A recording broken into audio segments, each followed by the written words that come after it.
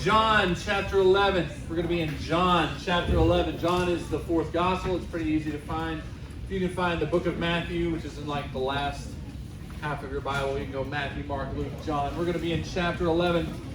If you don't have a Bible that you can call your own, please let me know. I would love to get one for you. Thank you. I would love to get one for you so that you can have it to bring with you and look through these verses every week. This is an important night. That's right. That's what that means. When I say this is an important, that means be quiet and pay attention. This is the last miracle that we're going through in our God with Us series. It's the last miracle. We've been looking at all 7 of Jesus' miracles. He does way more than 7, but he does 7 big ones. We've been looking at the 7 big miracles that Jesus does to prove that he is God, and that he is God in the flesh who wants to be with us. He is God with us. And again, of all the miracles that he does, this will be the biggest one he does to prove that. This is the miracle of all miracles. And Jesus is going to use this to, of course, do what he's done in all other miracles and fix something that's broken. He's going to fix something that's broken. He's going to show us the reason why he came, right? So if we look back at all the other miracles, like, of course, when he heals the blind man, when he heals the paralyzed man, when he does all of those healings, of course, he's fixing something that's broken. When he heals the Roman official's son, their health is broken, right? So he restores them. He fixes them. But he fixes something in every single miracle that he does. Like when he walks on the water, he fixes the disciples' fear. You shouldn't have any fear. You don't have anything to worry about if I'm around. When he feeds the 20,000 people with the bread and the fish, he's fixing their fullness. He's giving them something that will always keep them full. They'll never have to be unsatisfied again. That's what he's proving. Even when it comes down to him turning water into wine, he's making up for where the groom failed. It was a groom's job to provide enough wine to make it throughout the celebration, but Jesus has to fix that for him. So in all of Jesus' miracles, Jesus is fixing something, and he's hinting at the reason to why he's here. He is here to fix something. He's here to fix something that's broken, because that is why he came. And that's what we're going to see in this next miracle. He proves that he is God. He proves that he is God with us, and he proves that he wants to save us from what is broken. And that's your first blank. Jesus will free us from what's broken.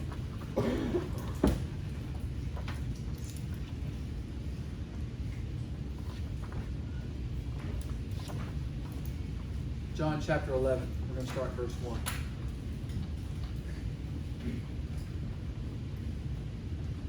A man named Lazarus was sick. He lived in Bethany with his sisters Mary and Martha. This is the Mary who later poured the expensive perfume on the Lord's feet and wiped them with her hair. Her brother Lazarus was sick. So the 2 sisters sent a message to Jesus telling him, "Lord, your dear friend is very sick." So there's this family with 2 sisters, Mary and Martha, and they've got a brother named Lazarus, right? And Jesus is close to this family. We know that because of what they send to him, right? They send Jesus a message saying, "Your dear friend Lazarus is very sick." Calling him a dear friend means that Jesus knows him well. He's not just some random person. A lot of the people we've seen in the miracles that he's done lately have been just random people. People that he's seen sitting by the temple. People that have been laying next to pools, things like that. This is someone that Jesus knows very personally. He's very close with. He spent a lot of time with them. And Lazarus is very sick with something that can kill him. That's important for us to know. This isn't like a cold. This isn't like a stomach bug. You typically wouldn't send a message to somebody over something that insignificant, right? The reason Jesus gets this message about Lazarus is because Lazarus is sick with something that's going to kill him. And that's important for us to know moving forward. There's this family that is close with Jesus, that knows Jesus, that Jesus has spent a lot of time with. One of them is sick, and not just with any sickness, but so sick that he could possibly die. And they want Jesus to know about it. And this is what happens. Look at verse 4. It says, "But when Jesus heard about it, he said, 'Lazarus' sickness will not end in death. No, it happened for the glory of God, so that the Son of God will receive glory from this. So although Jesus loved Martha, Mary, and Lazarus, he stayed where he was for the next 2 days. So, even though Lazarus is sick, and Jesus loves Mary and Martha and Lazarus, even though he's close with them, even though he is sick, Jesus chooses to wait 2 more days. He chooses to wait 2 more days. He doesn't immediately go back to go see Lazarus. Now, here's what we need to know that's super important. It takes a full day to get to Jesus from where Lazarus is. Lazarus is in the city called Bethany. It's an entire day's walk to get to where Jesus is. And Jesus adds 2 more days onto that. So he waits 3 more days before he decides to go see Lazarus, and no one really blames him for it, right? Like, Jesus doesn't immediately leave and go see him like we would if we knew that someone we loved was sick and in the hospital, right? Like, if I knew someone that I loved and cared about had gotten sick, I'm immediately leaving. I'm immediately going to go see them. I'm calling somebody and checking on them and making sure they're okay. That's what makes it odd about what Jesus does. They don't have cell phones. They don't have telephones. They don't have anything. And Jesus is close to this family. Lazarus is sick and about to die, and Jesus goes, I'm away. And nobody really blames him. And it's because of what he says, right? He says, Lazarus' sickness will not end in death. Lazarus' sickness will not end in death. So no one has anything to worry about. Everyone trusts Jesus. The messengers go back home. And then this happens. Look at verse 7. Finally, he said to his disciples, let's go back to Judea. But his disciples objected, Rabbi, they said, only a few days ago the people in Judea were trying to stone you. Are you going there again? Jesus replied, there are 12 hours of daylight every day. During the day, people can walk safely. They can see because they have the light of this world. But at night, there is danger of stumbling because they have no light. Then he said, our friend Lazarus has fallen asleep. But now I will go and wake him up. The disciple says, Lord, if he is sleeping, he will soon get better. They thought Jesus meant Lazarus was simply sleeping. But Jesus meant Lazarus had died. So he told them plainly, Lazarus is dead. And for your sakes, I'm glad I wasn't there. For now, you will really believe. Come, let's go see him. So, super interesting, right? When we left off, Jesus waits 2 days because he tells everyone Lazarus' sickness isn't going to end in death. And then Lazarus dies. Yeah. Makes no sense. Makes no sense to me. Why would Jesus do that? Why would Jesus go, hey, Lazarus isn't going to die from this sickness, and then, of course, he dies. Again, by this point, we have hindsight. We know who Jesus is. We know that he is God. Why would Jesus say that his sickness wouldn't lead to death and then let it lead to death? Like, if we look at how it plays out, it's really kind of not cool. We take into account all of the factors. What we're going to find out later is that Lazarus, by the time Jesus shows up, is dead for 4 days. And we did the math earlier. It takes a full day to get to Jesus from Bethany where Lazarus is. And then Jesus waits 2 more days. So that's 3 whole days. And then he leaves and heads to go see Lazarus. That's the 4th day. So when he shows up and Lazarus has been dead for 4 days, what does that mean? It means that Lazarus was dead before the messengers even ever got to Jesus.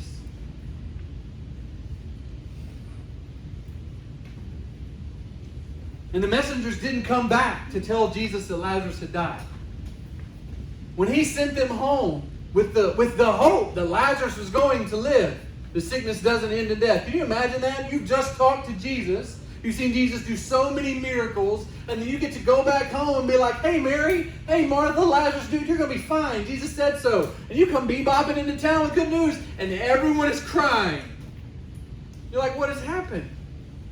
Lazarus died. You're like, but Jesus said Lazarus was not going to die. What is going on? And the messengers don't come back. Jesus still waits 2 more days. The messengers don't come back. And he says, we need to go to Bethany. We need to go see Lazarus. He's fallen asleep. Jesus already knows he's dead. That's how he's proving he is God here. He's proving that he is all-knowing just like God is because he is God in the flesh. The messengers don't come back. No one tells him Lazarus has died. He knows Lazarus has died. He knew the moment Lazarus died. So he tells his disciples, we need to go back and see Lazarus because Lazarus has fallen asleep, which is a really common expression back then. The Jews believed, even before Jesus, that there was going to be a resurrection, right? That the day that we're all waiting for as Christians, where Jesus comes back and takes us all to heaven, they believed in that for a long, long time. But before Jesus, we say Jesus comes back, they thought God was going to come back. They believed God was coming. So this day of resurrection has always been in their minds. And so they would refer to death as just a sleep. They've fallen asleep. They're waiting for God to come back and get them and wake them up, right? And that's what Jesus says, I'm going to go do that. Lazarus has fallen asleep. We're going to go wake him up. And they don't get it. Everyone in their culture uses this expression. And they don't get it when Jesus says he's fallen asleep. They just think, oh, he's sick. And so he's fallen asleep to rest to get better. And you can tell Jesus is super annoyed with them by the rest of his answer. He's like, no, dummies, he's dead. And for your sakes, I'm glad that we weren't there so that now you can believe I am who I say I am. And what it all means is very, very, very important because it makes us ask a super important question. It makes us ask why. Like again, if Jesus is all knowing, the messengers show up, and Jesus knows that by the time they get there, Lazarus is dead. Why wouldn't Jesus go back with them immediately? When they get there to say, hey, your dear friend Lazarus is sick, why wouldn't he go, no, he's dead. We need to go now. Why would he wait 2 more days? Why would it take so long for him to do anything? Because he had a purpose. Jesus let all of it happen. He let all of it happen intentionally. Only he didn't do it to be mean. He did it to show us something. He did it to show something to his disciples. He did it to show something to Lazarus' family. He did it to show something to us. Because the world that we live in, the world that they lived in, believed that we're basically good. We just got a few cracks and flaws here and there. Like, we're basically good people. We just struggle a little bit with some bad things. We got some bad habits. We got some bad tendencies, right? Like, that's the basic belief about humanity. That's what they believed back then. That's what we believe now. We're not bad people. There's nothing wrong with us. We just got some cracks here and there. We got some little things that we need to work on, right? We know we're not perfect, but we're not all bad. And that is why Jesus waits so long, because he wants us to understand our brokenness.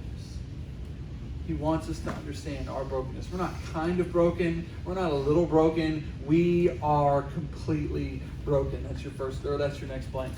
We are completely broken. The reason Jesus lets everything play out like this and waits so long to go get Lazarus is because he wants us to understand that we are completely broken. Like Lazarus, we are sick. And we're sick with a disease that's going to kill us. It's not little. It's not a cold. It's not a stomach bug. It's something that is killing us. And of course, we know that sickness is sin. That sickness is sin. And there's no cure for it. Like again, I'm pretty sure Mary and Martha, when they found out their brother Lazarus was sick, weren't just like, oh well, guess you'll die. Like, that's not what they went to. They would have immediately sought out doctors. They would have immediately sought out medicine. They would have immediately sought out treatment. They would have tried to do everything that they could possibly do to save their brother from this sickness. Anything that they themselves could do to save him, they were going to do. And that's what we try to do as people. We know that we got some flaws. We know that we got some cracks. But if we're just a better person, if we just work hard to be a better person, if we just work hard to do good, if we just love everyone around us, if we just follow our heart, everything kind of works itself. That's the popular belief nowadays. If I just fix these little cracks and these little flaws, I'll be good. Jesus is like, no, you are completely broken. It's not a little sickness, it's a big sickness, and it's going to kill you, and there's nothing you can do to stop it. There's nothing you can do to stop it. That's the reality that we live in.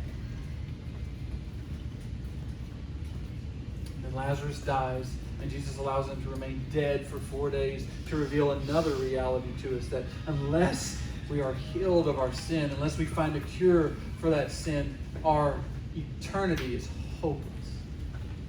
Our eternity is hopeless. Jesus didn't come to save Lazarus from dying, to prove we can't save ourselves from our sin on our own. And he let Lazarus stay dead to prove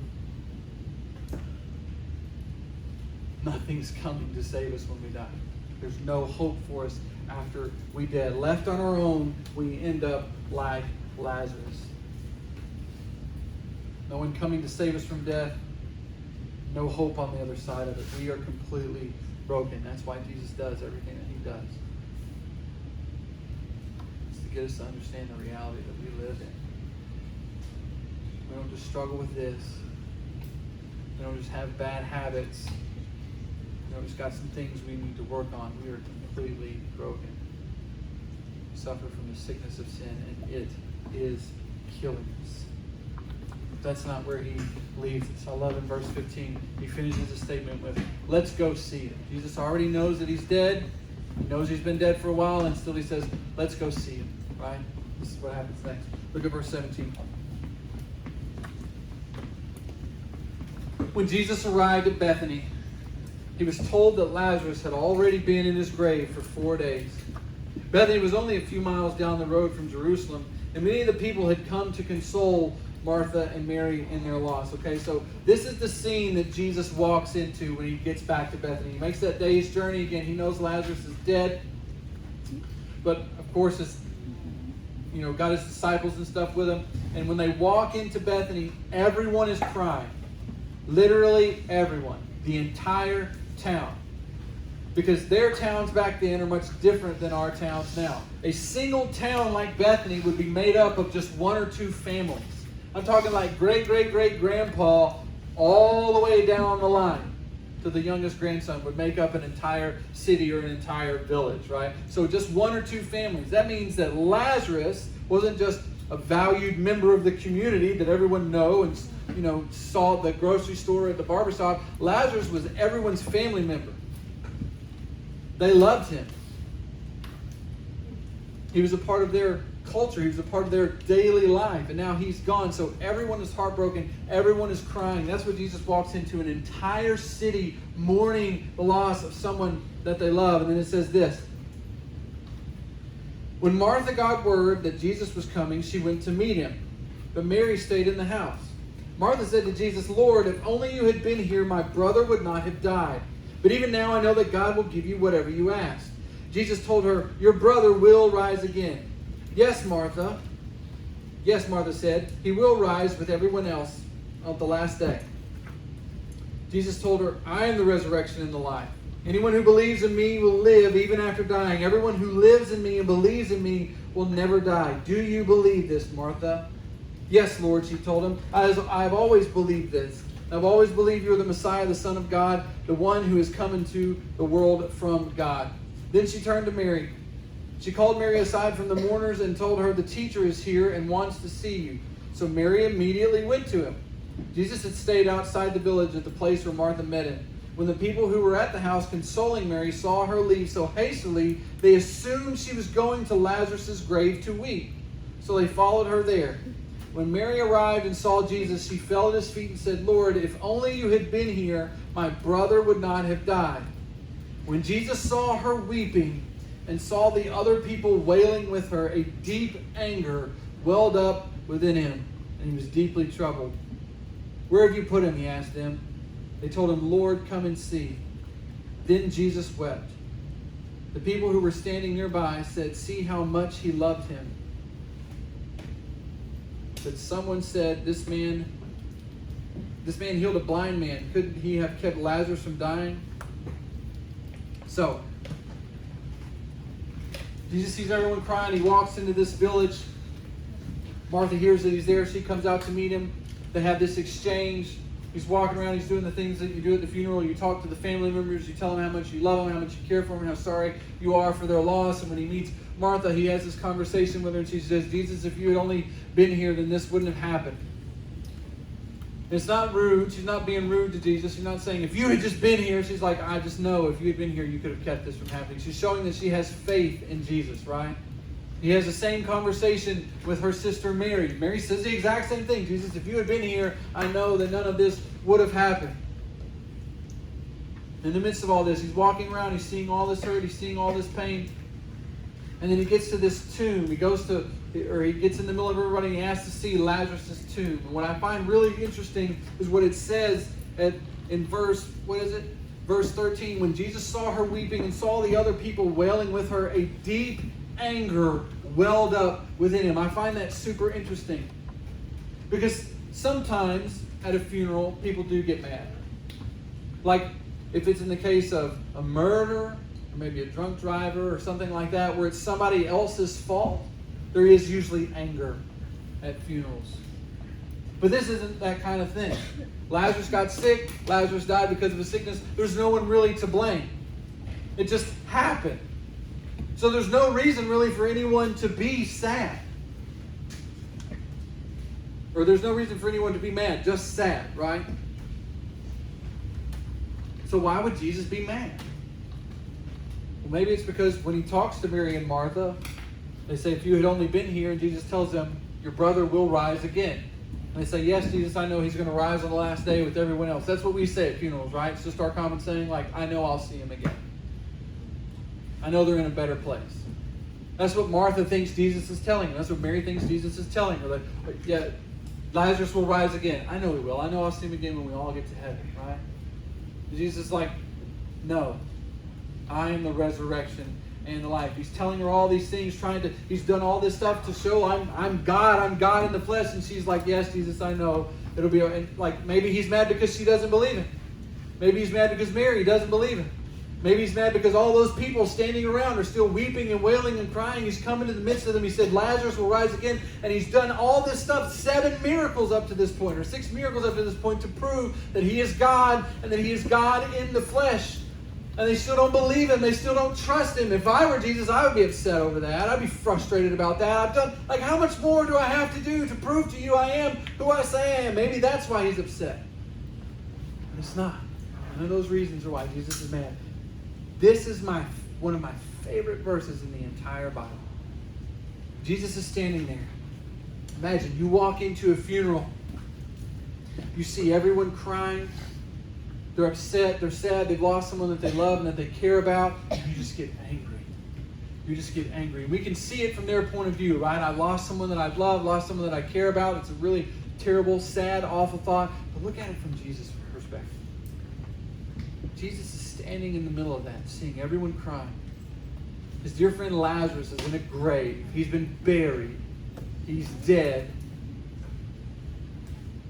You have Jesus, the Son of God, who knows it's not supposed to be that way. John opens his Bible that says, in the beginning was the Word, and the Word was with God, and the Word was God. Jesus was there when the world began. Jesus was there when God breathed air into Adam's nostrils. He was there when humans were created. He knows what humans were created for, and they weren't created to die.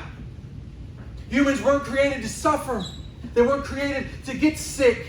They weren't created to harm each other. And Jesus is standing in the middle of this, seeing all this hurt and all this pain and everything that has come out of sin and rebellion. And he is so upset because he knows it's not supposed to be this way. We are broken, but it's not supposed to be this way. That's your next blank. We're not supposed to be broken. That's why Jesus is angry.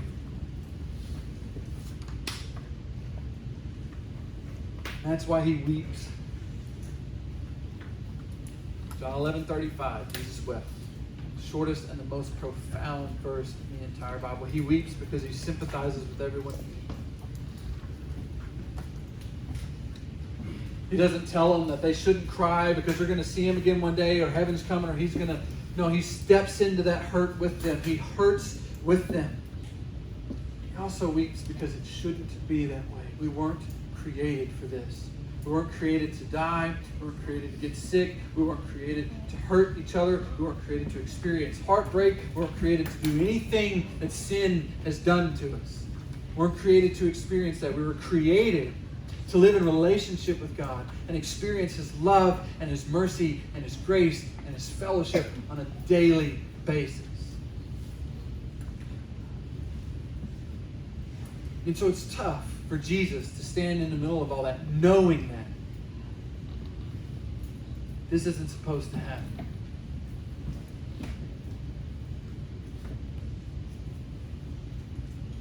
So he's not going to let it stay that way.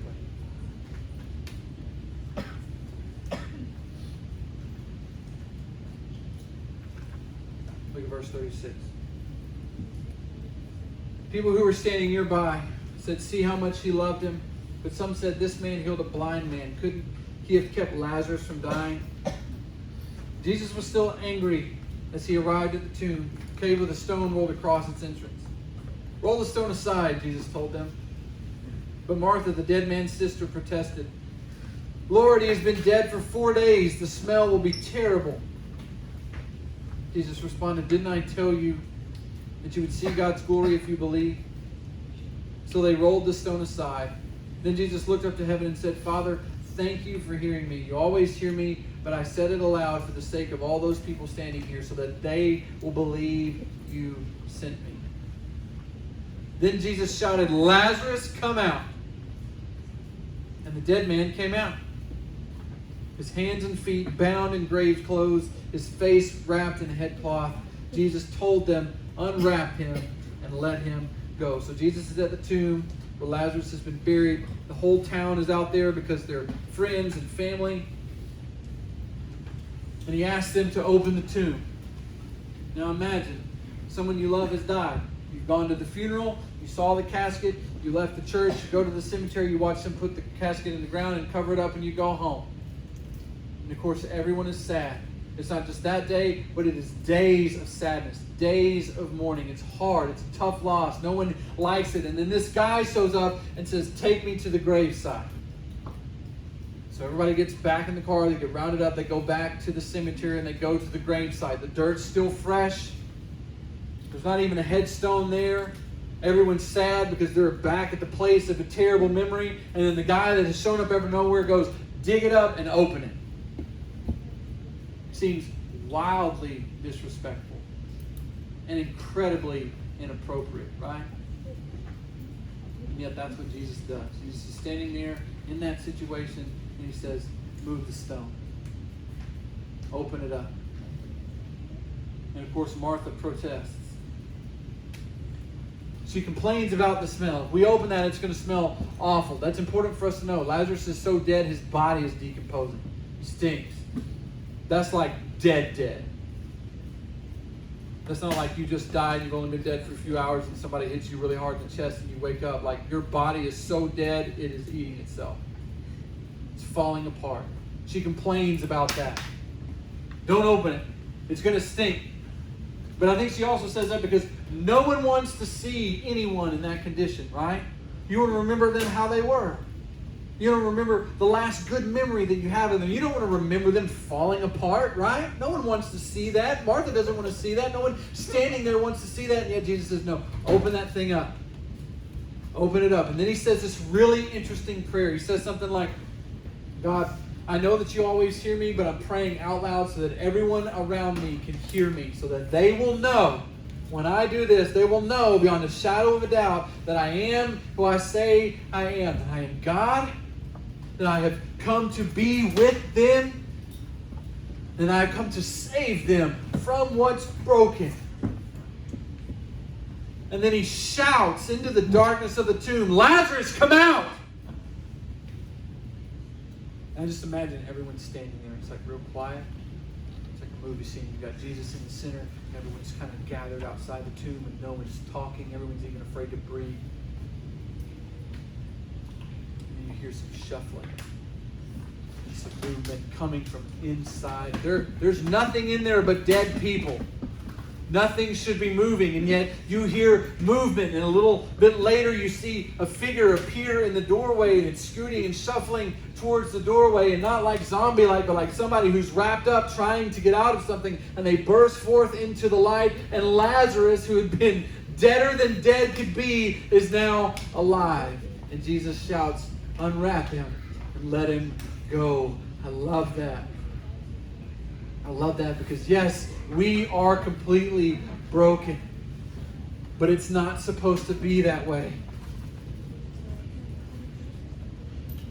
We don't have to stay broken. Because we have Jesus, we don't have to stay broken. That's your next blank.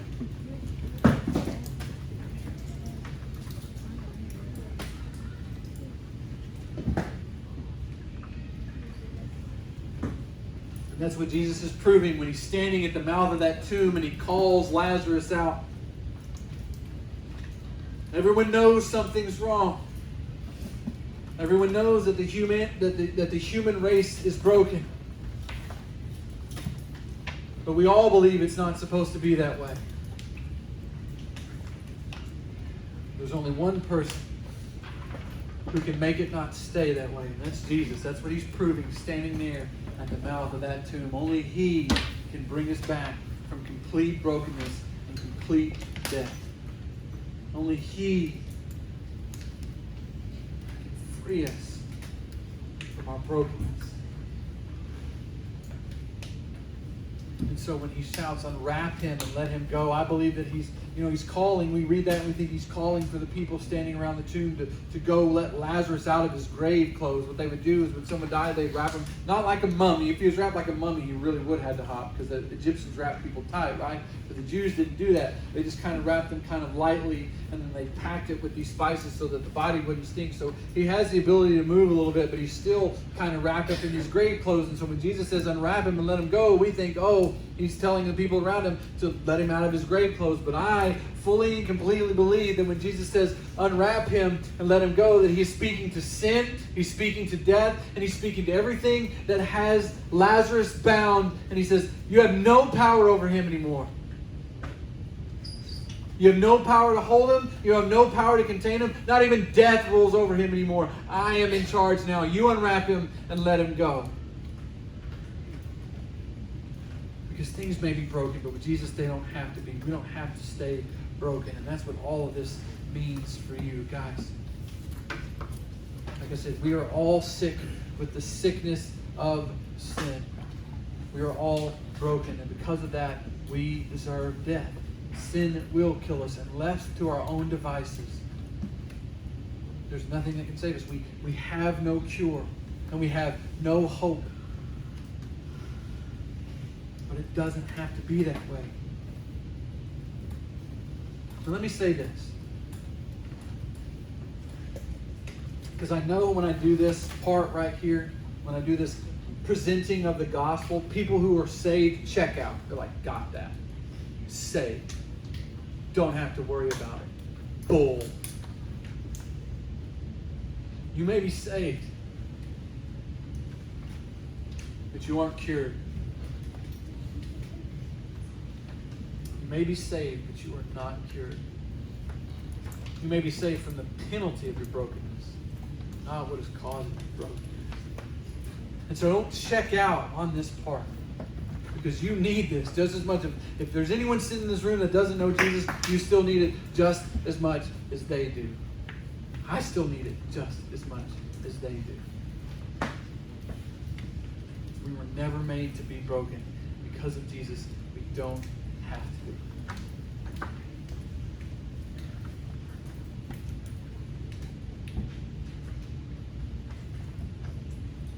I don't know what grave clothes you're wrapped up in, but I do know that Jesus has power over them.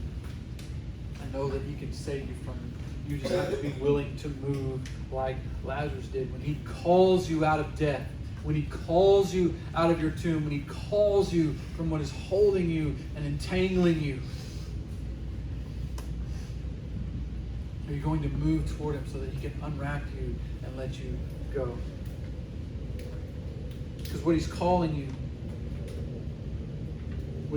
out of is sin. He's calling you out of death. He's calling you out of suffering and struggling and everything that your life was never meant to be. And he's calling you into love and grace and mercy and purpose and wholeness. He wants you to have everything that sin is keeping you from. He wants you to have everything that you were created for. And he's calling into the tomb of your life and he's shouting, come out. The things in your life that make God feel distance, he's calling you to come out of those. For those of you who don't believe, he's calling you out of your unbelief. You can be saved and still not fully believe in Jesus. Mary and Martha proved that right in this story. Jesus asked her point blank, do you believe on the resurrection and the life? And that with me, your brother will rise again? She says, yes. And then she complains about Jesus opening the tomb. You can believe, still not believe all the way. God is calling you. Jesus is calling you out of your unbelief. All you have to do is answer. When you do, he will unwrap you and let you go. So here's your last blank.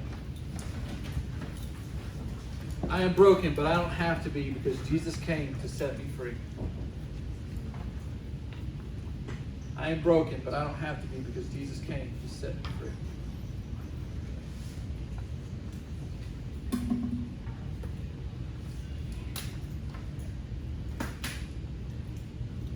Let's pray.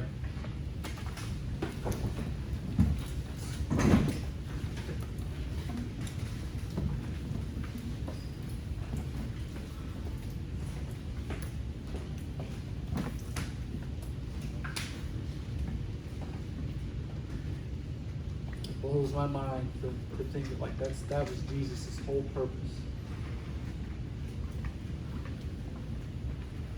That last miracle is exactly why he's here. He is God, came to be with us so he could set us free from our brokenness. So he could set us free from the way things are.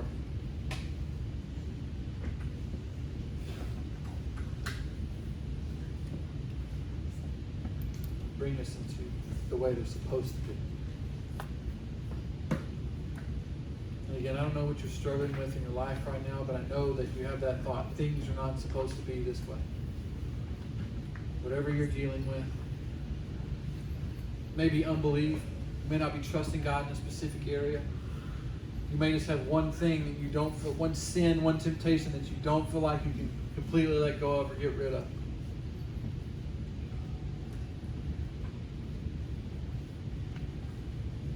You know it's not supposed to be that way. Jesus came to free you from that.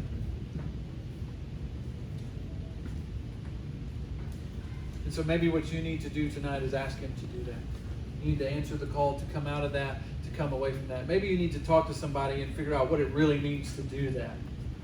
Me and the adults are going to be standing right over here to your left. When we stand up and worship, if you want to talk to somebody about what we've been talking about over the past few weeks, about how to be free from your brokenness, we'll be standing right over here to your left. Don't be afraid to come over there. We'd love to talk to you about it. But if you feel God calling into the tomb of your life right now, calling into the dead parts, calling into the places where you know it's not supposed to be that way, be afraid to answer his call to come out. God, I love you. Thank you that you came to save us. If there's anyone in this room right now who needs to be called out and let go, don't let them leave until it happens. In your name I pray, Jesus. Amen. You guys stand up.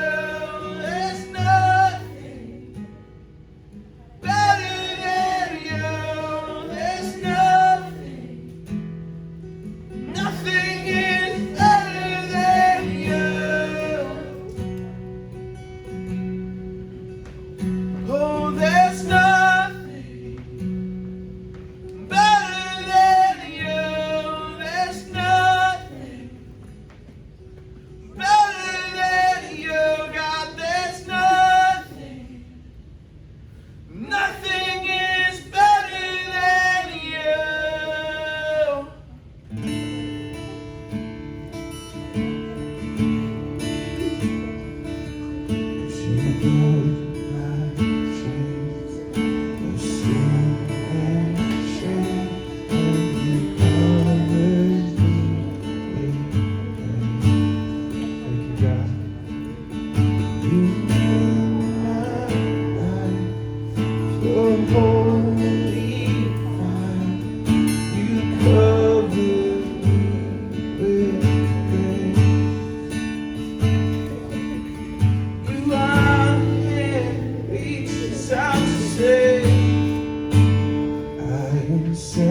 free.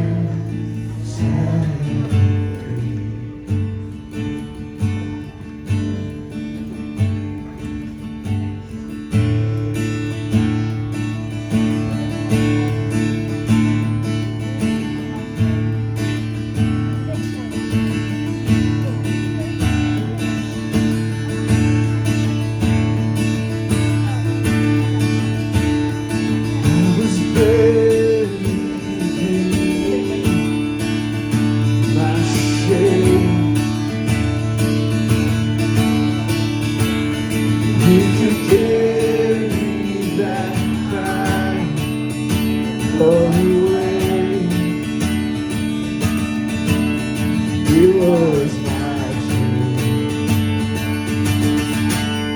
till I met you. I was breathing for the night, for the light. All my failures I tried to hide. Come on. It was my dream till I met you. You called my name and I ran out of that grave, out of the darkness into your glorious day. You called my name, I ran out of that grave, out of the darkness into your glorious day. Now your mercy has saved my soul. Now your freedom is all that I know. The old man knew Jesus said I'm there.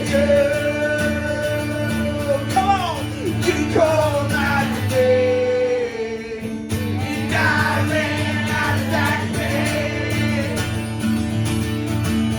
out of the darkness into your glorious day.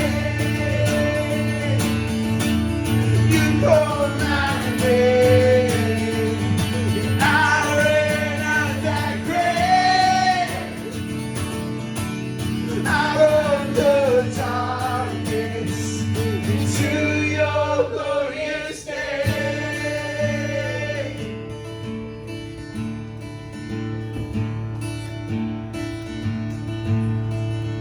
I needed rescue, my sin was heavy, chains break at the weight of your glory. I needed shelter, I wasn't nothing, but you called me a citizen of heaven. When I was broken, you were my healer. Now your love is the air that I'm breathing. I have a future, my eyes are open, 'cause when you call my name, come on, I ran out of that grave, out of the darkness into your glorious day. You called my name and I ran out of that grave,